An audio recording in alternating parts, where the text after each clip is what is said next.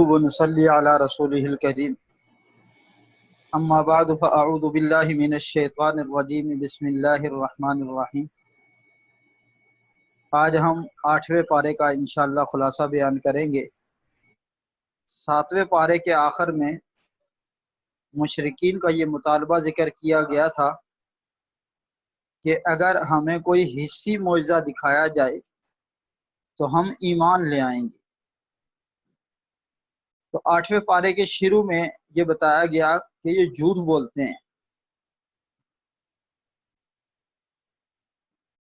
اگر ان کو حسی معجزات بھی دکھا دیے جائیں، یہاں تک کہ قبروں سے مردے زندہ ہو کر ان سے باتیں کریں، تو بھی یہ ایمان لانے والے نہیں ہیں۔ وَلَوْ أَنَّنَا نَزَّلْنَا إِلَيْهِمُ الْمَلَائِكَةَ وَكَلَّمَهُمُ الْمَوْتَى، اگر ہم نزلنا الی ان کی طرف فرشتے آئیں اور یہ فرشتوں کو اپنی آنکھوں سے دیکھنا شروع کر دیں، وَكَلَّمَهُمُ الْمَوْتَى، مردے قبروں سے اٹھ کر ان سے باتیں کرنے لگ جائیں، تو تب بھی یہ ایمان لینے والے نہیں ہیں۔ اس کے بعد حضور صلی اللہ علیہ وسلم کو تسلی دی گئی ہے کہ آپ ان کی مخالفت، یہ جو آپ کا استہزاء اور مذاق اڑاتے ہیں اور آپ کا انکار کرتے ہیں، ان باتوں سے آپ پریشان نہ ہوں۔ ایک آپ نہیں، آپ سے پہلے جتنے بھی انبیاء گزرے ہیں، ہر نبی کے ساتھ انسی اور جنی شیاطین نے ہمیشہ یہی رویہ اختیار کیا ہے۔ باقی آپ کی نبوت کے اس بات کے لیے ان کے مطلوبہ معجزات کی کوئی ضرورت نہیں۔ اللہ تعالیٰ نے آپ کو متعدد معجزات سے نوازا ہے، جن میں سب سے بڑا معجزہ قرآن ہے۔ لہٰذا یہ اس معجزے کو دیکھنے اور سننے کے باوجود انکار کرتے ہیں تو آپ پریشان نہ ہوں، کیونکہ زمین میں بسنے والے اکثر لوگوں کا یہی حال ہے کہ وہ ہدایت کو چھوڑتے ہیں اور گمراہی کی طرف مائل ہوتے ہیں۔ فرمایا، اور اگر آپ اکثر لوگوں کی بات مانیں گے جو دنیا میں ہیں تو وہ آپ کو اللہ کی راہ سے دور کر دیں گے۔ اس آیت کریمہ سے مغربی جمہوریت کی نفی ہوتی ہے۔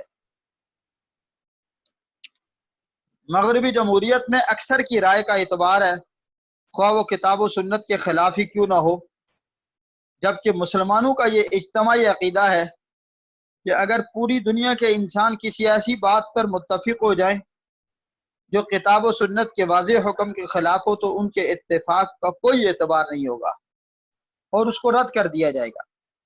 اب ساری دنیا کے اگر انسان مل کر جھوٹ بول دیں تو کیا جھوٹ جائز ہو جائے گا؟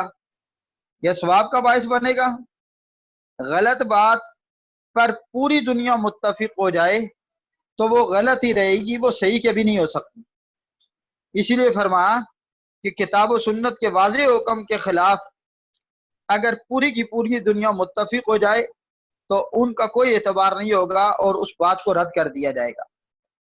اس کے علاوہ اس صورت کے اندر اس کے دوسرے رکوع میں فرمایا کہ مومن کی مثال اس شخص کی طرح ہے جو زندہ ہے اور اسے ہم نے نور عطا کیا، اور کافر کی مثال اس شخص جیسی ہے جو مردہ ہے اور تاریکیوں میں پھنسا ہوا ہے۔ پھر اگلی آیت تو فرمایا گیا کہ ایمان اور ہدایت صرف اللہ کے ہاتھ میں ہے، وہ جسے چاہتا ہے اسے نوازتا ہے۔ ہدایت یافتہ اور گمراہ فریقوں کا ذکر کرنے کے بعد فرمایا گیا اللہ ان سب کو قیامت کے دن جمع کر لے گا، پھر ہر ایک سے اس کے اعمال کے مطابق جزا یا سزا دے گا۔ مشرکین کی مختلف حماقتوں میں سے ایک حماقت یہ بھی ذکر کی گئی کہ وہ زمین سے حاصل ہونے والے غلے اور چوپاؤں میں اللہ کا حصہ الگ کر لیتے تھے اور اپنے شرکا کا، اپنے معبودوں کا، اپنے بتوں کا حصہ الگ کر لیتے تھے۔ پھر جو ان کے شرکا کا حصہ ہوتا تھا اسے تو اللہ کے حصے میں نہیں ملنے دیتے تھے، لیکن جو اللہ کا حصہ ہوتا تھا وہ اگر شرکا کے حصے میں مل جاتا تو اسے برا نہیں سمجھتے تھے۔ یعنی اپنے مشرکین کے حصے الگ کر لیے، اللہ کا حصہ الگ کر لیا، ضرورت پڑنے پر اللہ کے حصے کو بتوں کے حصے کو میں تقسیم کر دیتے تھے، ملا دیتے تھے۔ لیکن بتوں کا حصہ کبھی اللہ کے حصے میں نہیں ملاتے تھے۔ ان کے ہاں بتوں کی وقت اور قدر اللہ کی وقت اور قدر سے بہت زیادہ تھی۔ ان کی دوسری حماقت یہ تھی کہ وہ اپنی بیٹیوں کو فقر یا آر کی وجہ سے قتل کر دیتے تھے۔ عورت پر حضور اکرم صلی اللہ علیہ وسلم کے احسانات میں سے ایک بڑا احسان یہ ہے کہ حضور صلی اللہ علیہ وسلم نے اپنی زبان اور عمل سے یہ سمجھایا کہ بیٹی کا وجود نہ تو باعث ننگ ہے اور نہ ہی فقر و غریب میں اضافے کا سبب، بلکہ بیٹی تو رحمت ہوتی ہے، اور جس گھر کے اندر پیدا ہو جائے اللہ رب العزت رحمت کے دروازے اس گھر کے لیے کھول دیتے ہیں۔ مشرکین کی تیسری حماقت قرآن نے یہ بتلائی کہ انہوں نے چوپایوں کو مختلف قسموں میں تقسیم کر رکھا تھا۔ بعض وہ تھے جو کاہنوں اور مذہبی پیشواؤں کے لیے مخصوص تھے، بعض وہ تھے جنہیں ذبح کرتے وقت اللہ کی بجائے بتوں کا نام ذکر کرتے تھے، اور بعض وہ تھے جن پر سوار ہونا اور ان سے کسی بھی طرح فائدہ اٹھانا جائز نہیں سمجھتے تھے۔ اور ایک چوتھی حماقت یہ بتلائی گئی کہ چوپائے کے پیٹ سے جو بچہ پیدا ہوتا اسے مردوں کے لیے حلال سمجھتے تھے مگر عورتوں کے لیے حرام، اور اگر وہ مردہ پیدا ہوتا تو اسے مرد اور عورت دونوں کے لیے حلال سمجھتے تھے۔ مردہ بچے کو حلال سمجھ کر کھا جایا کرتے تھے، کہتے تھے یہ عورتوں کے لیے بھی حلال ہے اور مردوں کے لیے بھی حلال ہے۔ لیکن جس چوپائے کے پیٹ میں سے جو بچہ پیدا ہوتا مردوں کے لیے اس کو حلال سمجھتے تھے اور عورتوں کے لیے اس کو حرام سمجھتے تھے اگر وہ زندہ ہوتا، اور مر جاتا تو دونوں کے لیے حلال سمجھتے تھے۔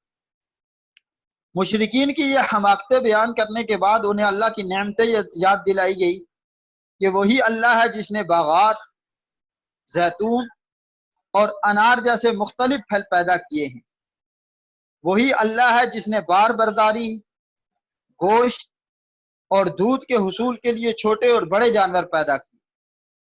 ان جانوروں اور کھانے پینے کی دوسری اشیاء میں تحلیل و تحریم کا اختیار، حلت اور حرمت کا اختیار صرف اللہ کے پاس ہے۔ وہ جس چیز کو چاہتا ہے حلال کرتا ہے اور جس چیز کو چاہتا ہے حرام کرتا ہے۔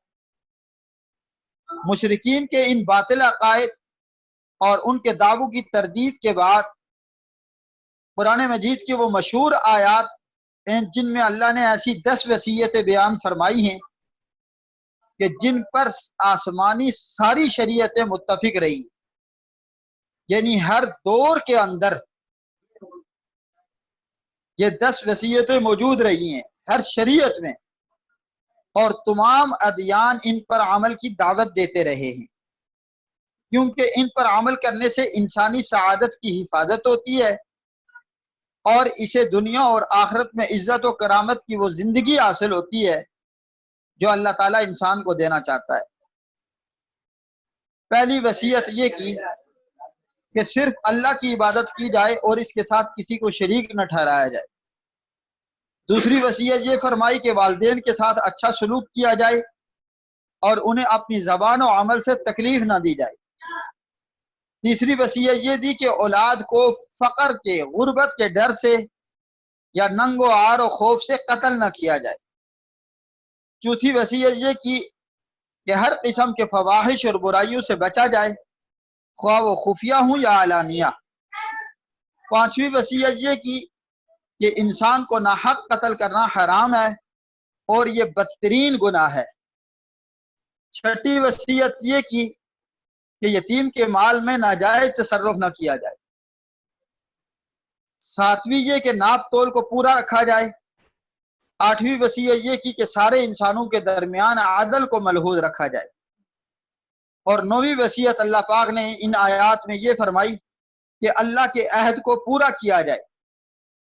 اور 10ویں یہ کہ صراط مستقیم ہی کی اتباع کی جائے اور مختلف راستوں پر چلنے سے احتراز کیا جائے۔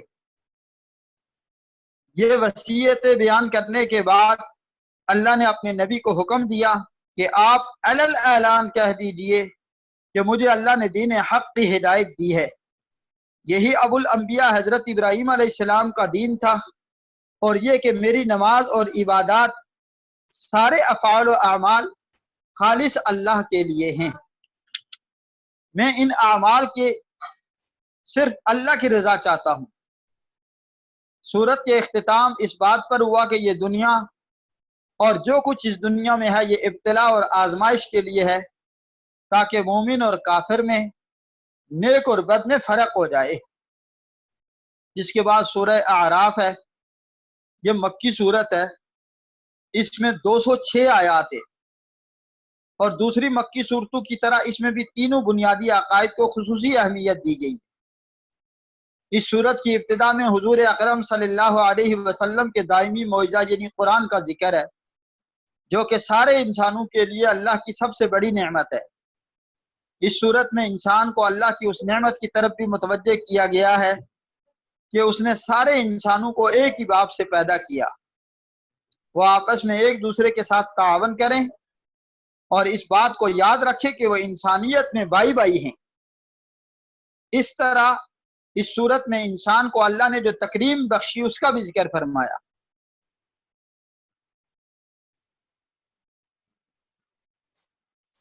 اور وہ یہ ہے کہ اللہ نے پہلے انسانوں کو اپنے ہاتھ سے پیدا کیا۔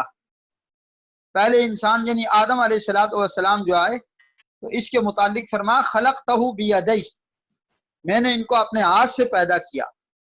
باقی ساری مخلوق کو لفظ کن سے پیدا فرمایا، لیکن انسان کے بارے میں جب اس کی پیدائش کی باری آئی تو اس کو اپنے ہاتھ سے پیدا فرمایا۔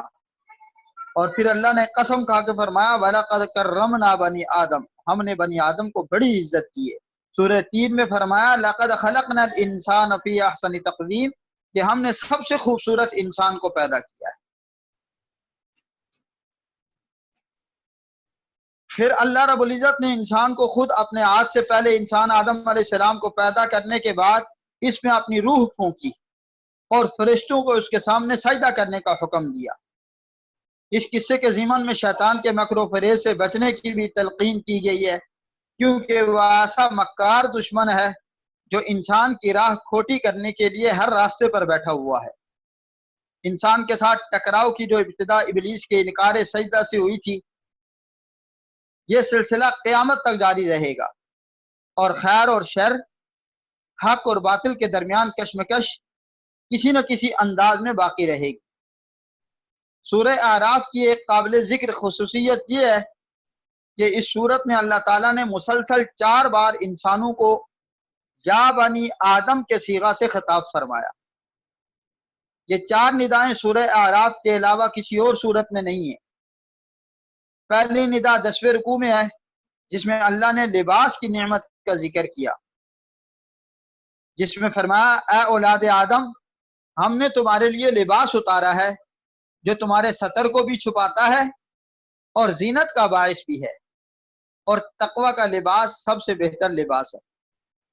دوسری ندا 10ویں رکوع کی آیت نمبر 27 میں ہے، جس میں اللہ پاک ابلیس کے فتنہ سے بچنے کی تلقین کرتے ہوئے فرماتا ہے اے اولاد آدم لا یفتننکم الشیطان کما اخرج ابویکم من الجنۃ ینزغ عنہما لباسہما لیریہما سوآتہما، اے اولاد آدم کہیں شیطان تم کو بہکا نہ دے، جیسے اس نے تمہارے ماں باپ کو یعنی آدم علیہ السلام اور اماں حوا کو جنت سے نکال دیا، ان کے لباس اتروا دیے تاکہ انہیں ان کا ستر دکھا دے۔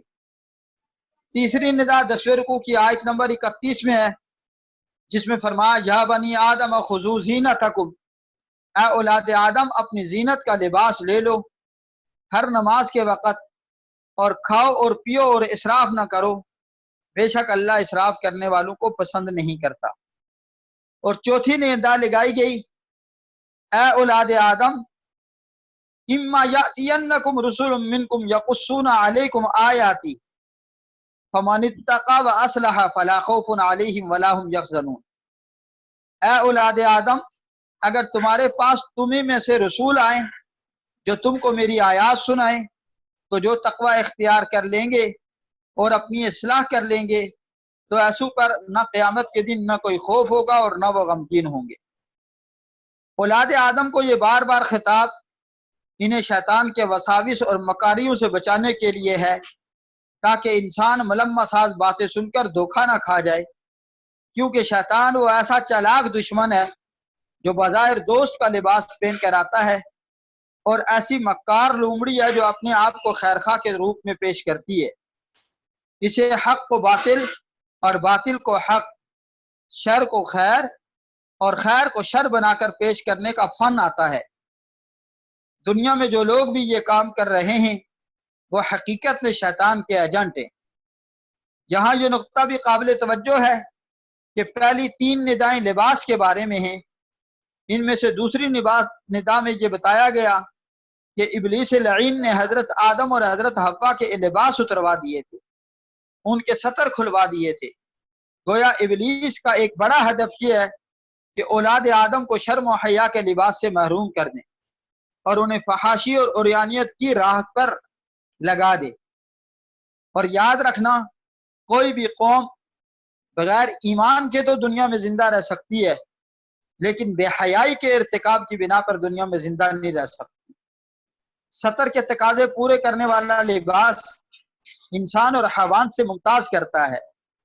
حیوان ننگا پیدا ہوتا ہے اور زندگی بھر ننگا رہتا ہے، جبکہ انسان کو اللہ تعالیٰ نے لباس کے ساتھ عزت اور فضیلت بخشی ہے۔ آج جب ہم مغربی میڈیا کے ذریعے بے حیائی کے امڑتے ہوئے سیلاب اور عورت کو آزادی کے نام پر حیا باختگی کی فضا میں دیکھتے ہیں تو پھر یہ بات سمجھ آ جاتی ہے کہ قرآن نے لباس کے بارے میں تاکید اور تکرار کا اسلوب کیوں اختیار کیا ہے۔ ان نداؤں کے علاوہ سورہ اعراف میں کچھ اور مضامین بھی بیان ہوئے ہیں۔ ایک بات یہ بیان کی گئی کہ بیت اللہ کا ننگے طواف مشرکین کیا کرتے تھے، اور اپنی اس قبیح عمل اور اس جیسے دوسرے اعمال کے بارے میں حجت یہ پیش کرتے تھے کہ ہمارے آباء و اجداد بھی یوں ہی کیا کرتے تھے، اور بعض اوقات یہ بھی کہہ دیتے تھے کہ ہمیں اللہ تعالیٰ نے ایسا کرنے کا حکم دیا ہے۔ ان کے اس دعویٰ کی تردید کرتے ہوئے فرمایا گیا، اللہ بے حیائی کے کاموں کا حکم نہیں دیتا، لہذا تمہارا یہ دعویٰ جھوٹ اور افتراء کے سوا کچھ نہیں۔ اسلام زندگی کے تمام جائز مطالبات پورے کرنے والا دین ہے، لہذا یہ ممکن ہی نہیں کہ وہ لباس پہننے سے اور پاکیزہ چیزوں کے استعمال سے منع کرے۔ اس سے ان لوگوں کی بھی تردید ہوتی ہے جو رہبانیت کے قائل ہیں، حلال اور پاک چیزوں سے بھی اجتناب کو اللہ کا قرب سمجھتے ہیں۔ جسم اور روح، دین اور دنیا دونوں کے جائز مطالبات اور تقاضے پورے کرنے والا ہی حقیقت میں کامل مسلمان ہے، جس کے اندر دنیا کی ضرورتیں بھی ہوں اور ان کو وہ احسن انداز میں پورا کر رہا ہو، اور آخرت کی ضرورتیں یعنی آخرت کے احکام بھی اس کے اندر ہو اور ان کو بھی وہ پورا کرنے والا ہو۔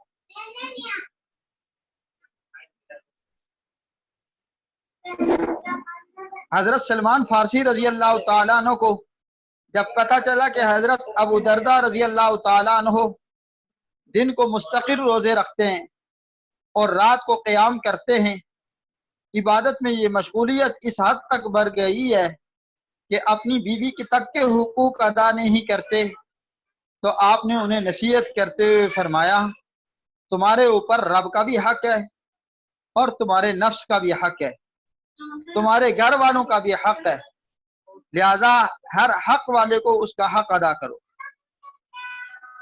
حضرت ابو درداء رضی اللہ تعالیٰ عنہ نے ان کی اس نصیحت کا ذکر جب حضور صلی اللہ علیہ وسلم کے سامنے کیا تو آپ نے فرمایا، سلمان نے سچ کہا۔ ایک دوسری روایت کے اندر آتا ہے کہ آپ صلی اللہ علیہ وسلم ایک سفر میں تھے، 3 صحابہ کرام حضور صلی اللہ علیہ وسلم کی خدمت میں حاضر ہوئے، لیکن گھر میں پہنچے تو پتہ چلا کہ آپ صلی اللہ علیہ وسلم تو سفر میں ہیں۔ آپ نے حضرت عائشہ صدیقہ رضی اللہ تعالیٰ عنہ سے پوچھا کہ حضور صلی اللہ علیہ وسلم کون کون سی عبادت کرتے، یعنی تاکہ ہم بھی اسی طریقے سے عبادت کریں۔ تو حضرت عائشہ صدیقہ رضی اللہ تعالیٰ عنہ نے بتایا کہ آپ صلی اللہ علیہ وسلم روزہ بھی رکھتے ہیں، افطار بھی کرتے ہیں، اور بیویوں کے حقوق بھی ادا کرتے ہیں، اللہ کے حقوق بھی ادا کرتے ہیں، رات کو کچھ دیر سوتے بھی ہیں، اور آخری پہر میں اٹھ کر اللہ کی عبادت بھی کرتے ہیں۔ تو وہ تینوں کے تینوں صحابی کہنے لگے کہ حضور صلی اللہ علیہ وسلم تو چونکہ بخشائے ہوئے ہیں، لہذا ان کا عمل تو کم ہے۔ ان تینوں میں سے ایک نے یہ قسم کھا لی کہ میں زندگی بھر شادی نہیں کروں گا، دوسرے نے قسم کھا لی کہ میں زندگی بھر روزے سے رہوں گا، اور تیسرے آدمی نے قسم کھا لی کہ میں رہبانیت کو اختیار کروں گا۔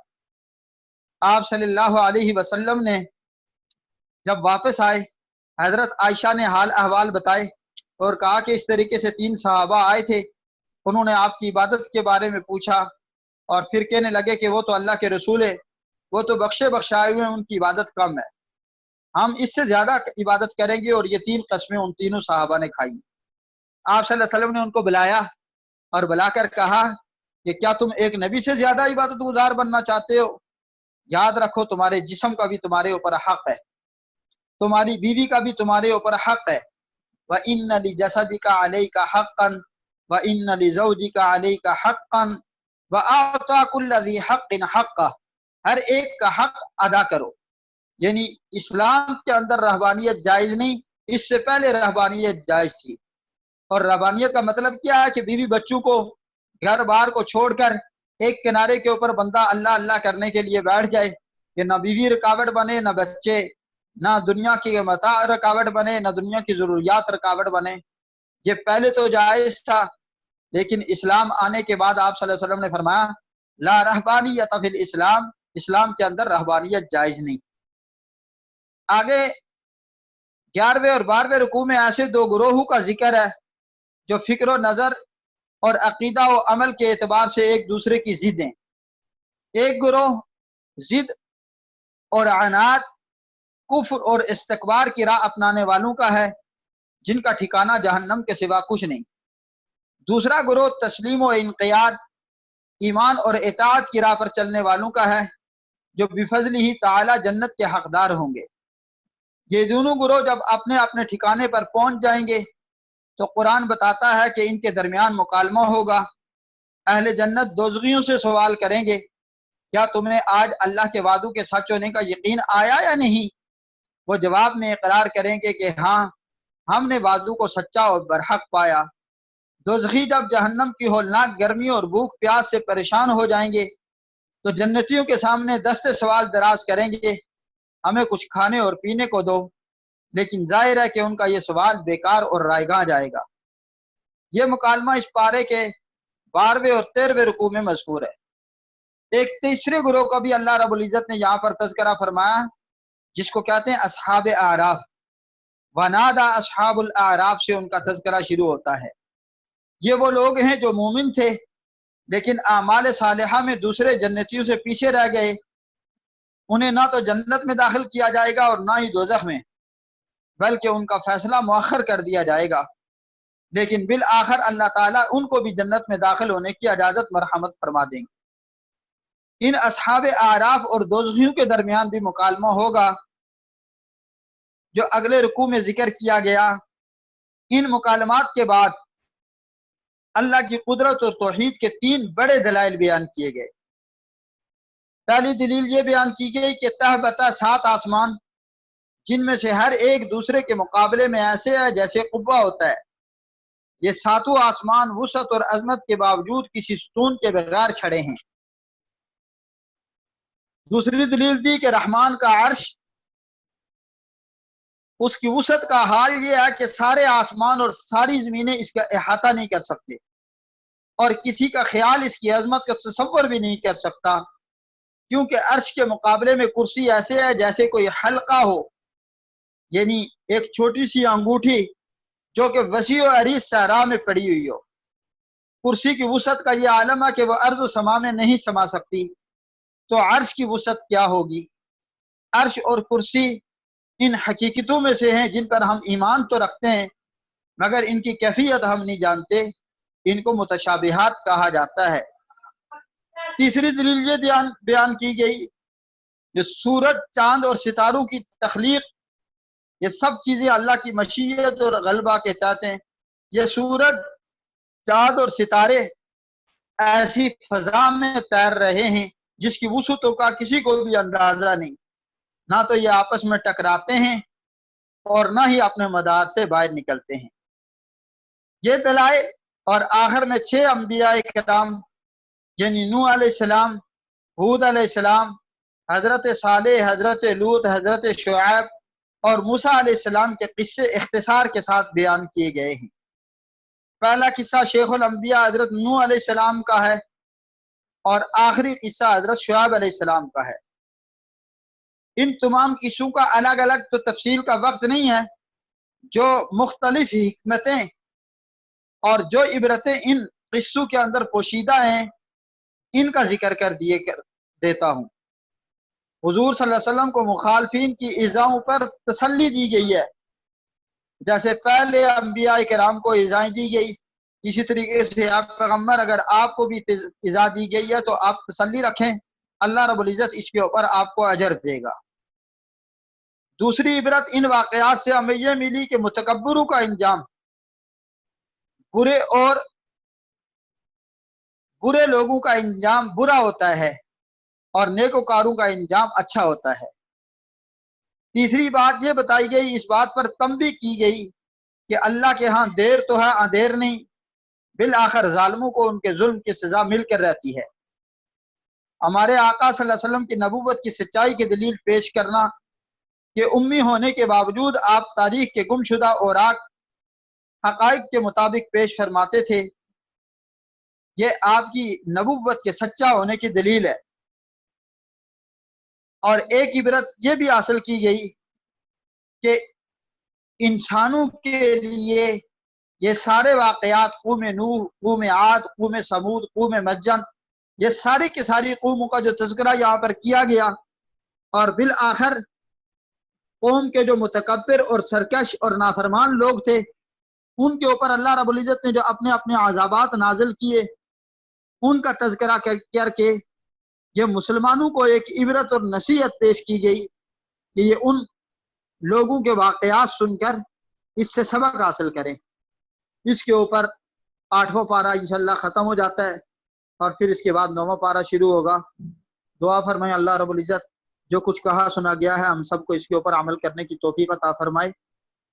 اس کے بعد ایک سوال کا جواب ہے اور پھر اس کے بعد اگر وقت باقی بچے گا تو انشاءاللہ دعا بھی کروائیں گے۔ سوال کیا تھا عتیب بھائی؟ سوال یہ تھا کہ پچھلے تفسیر سے تھا کہ ہاں ایک جگہ سوال ذہن میں آ گیا، ٹھیک ہے، سوال ذہن میں آ گیا کہ کافروں کو ان کے اچھے عمل کا بدلہ دیا جائے گا، جی ٹھیک ہے، اور یہ بات بالکل 100% کنفرم ہے، قرآن میں ایک نہیں 20 مرتبہ یہ آیت آئی ہے کہ کافر جو ہیں وہ جہنم میں جائیں گے، اور جب جہنم میں جائیں گے تو جہنم میں تو کوئی نیک کام یا نیکی کا بدلہ نہیں دیا جائے گا یا کوئی عذاب ان کا ہلکا نہیں کیا جائے گا۔ دنیا کے اندر کافر جتنے بھی نیک کام کرے گا، جتنے بھی خیر اور بلائی کے کام کرے گا، اس کا بدلہ اس کو دنیا میں دیا جائے گا۔ آج آپ دیکھیں کہ دنیا کے اندر کفر کے جتنے بھی ممالک ہیں انہوں نے ہماری اسلامی روایات اور اسلامی اصولوں کو فالو کیا ہوا ہے اور بڑے سکون کی زندگی گزار رہے ہیں۔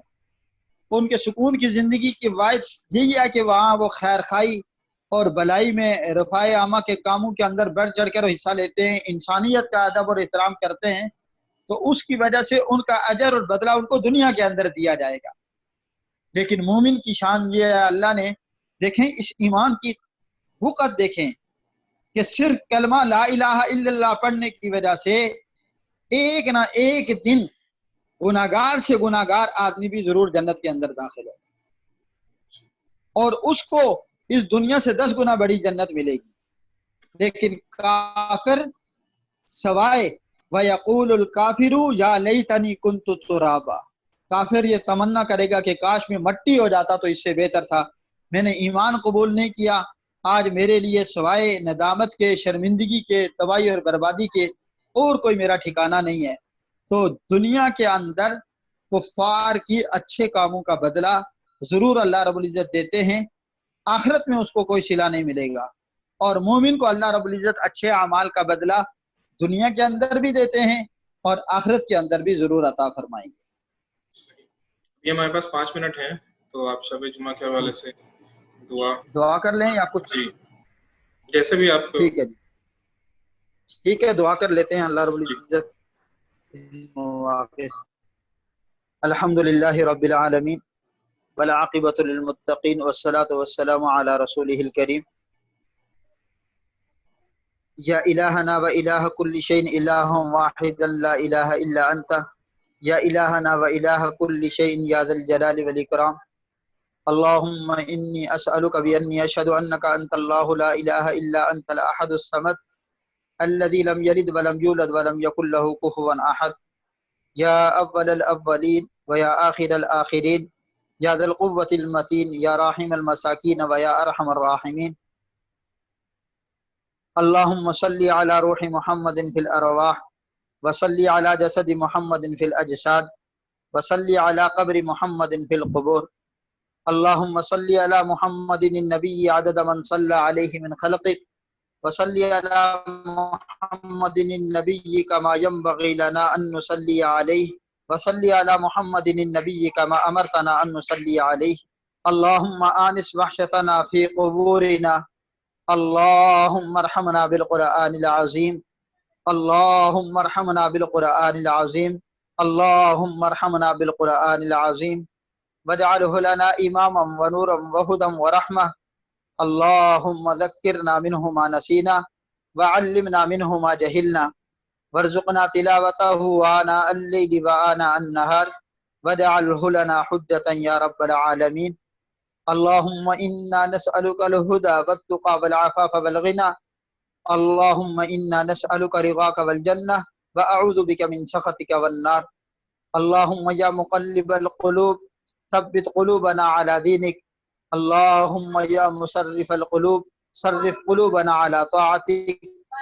اللہم انا نسألک الہدى والتقى والعفاف والغنى، اللہم انی اعوذ بک من عذاب القبر واعوذ بک من عذاب جہنم، واعوذ بک من فتنة النساء والمحیا والممات، واعوذ بک من کل فتن۔ لا الہ الا اللہ الحلیم الکریم، سبحان اللہ رب العرش العظیم، الحمد للہ رب العالمین۔ اسألک موجبات رحمتک وعزائم مغفرتک والغنیمة من کل بر والسلامة من كل إثم، لا تدع لنا ذنبا إلا غفرته ولا هما إلا فرجته ولا دينا إلا قضيته ولا مرضا إلا شفيته ولا حاجة هي لك رزا إلا قضيتها یا ارحم الراحمین۔ اے ارحم الراحمین ہمارے صغیرہ کبیرہ گناہوں کو معاف فرما، اللہ پوری امت مسلمہ کے صغیرہ کبیرہ گناہوں کو معاف فرما۔ یا اللہ ہم سے آج تک جتنی غلطیاں کوتاہیاں یا اللہ نافرمانیاں ہو گئی ہیں، یا اللہ چاہے وہ گناہ صغیرہ ہیں یا کبیرہ، چاہے وہ ظاہری اعتبار سے کیے یا چھپ کر کیے، یا اللہ دن کے روشنی میں کیے یا رات کے اندھیرے میں کیے، جان بوجھ کر کیے یا بھولے سے کیے، وہ گناہ جو ہمیں یاد ہیں اور وہ گناہ جو ہم کر کے بھول گئے، اللہ سارے گناہوں سے تجھ سے معافی مانگتے ہیں۔ پروردگار عالم ہمارے سارے گناہوں کو معاف فرما دیجئے۔ یا اللہ پوری بنی نوع انسان اس وقت بڑی ایک آفت کے اندر مبتلا ہے، یا اللہ اس بیماری سے پورے بنی نوع انسان کو نجات عطا فرما دیجئے۔ یا اللہ سب کو شفائے کاملہ عاجلہ مستمرہ نصیب فرما دیجئے۔ یا اللہ اگر یہ سازش ہے تو اس سازش کو ناکام فرما دیجئے۔ یا اللہ ایمان کا بول بالا فرمائیے، کفر کا مقالہ فرمائیے، حضور صلی اللہ علیہ وسلم کی شفاعت کبریٰ ہم سب کو نصیب فرمائیے، آپ کے ہاتھوں حوض کوثر کا پانی نصیب فرمائیے، بار بار حرمین شریفین کی حاضری کی سعادت نصیب فرمائیے، روزہ رسول پر حاضر ہونے کی توفیق عطا فرما دیجئے۔ یا اللہ آج تک جتنے روزے رکھے ان کو اپنی بارگاہ میں قبول فرما لیجئے، اور یا اللہ رات کو جو تراویح کا اہتمام کیا اس کو قبول فرما لیجئے۔ اللہ آنے والے روزوں کا خوب اہتمام کرنے کی توفیق عطا فرما دیجئے۔ یا اللہ ان روزوں کے رکھنے پر آپ نے اور آپ کے پیغمبر نے جتنی فضیلتیں بیان کی ہیں، یا اللہ ہم سب کو ان فضیلتوں کا مستحق بنا دیجئے۔ یا اللہ آپ کے فضل کے ہم طلبگار ہیں، یا اللہ ہم سے اپنا خاص فضل والا کرم والا معاملہ فرما دیجئے۔ یا اللہ ہر وہ دعا جو آپ صلی اللہ علیہ وسلم نے مانگی ہے ہمیں بھی وہ عطا فرما دیجئے، اور ہر وہ شر جس سے آپ صلی اللہ علیہ وسلم نے پناہ چاہیے یا اللہ ہمیں بھی اس سے محفوظ فرما دیجئے۔ ربنا تقبل منا انک انت السمیع العلیم وتب علینا انک انت التواب الرحیم۔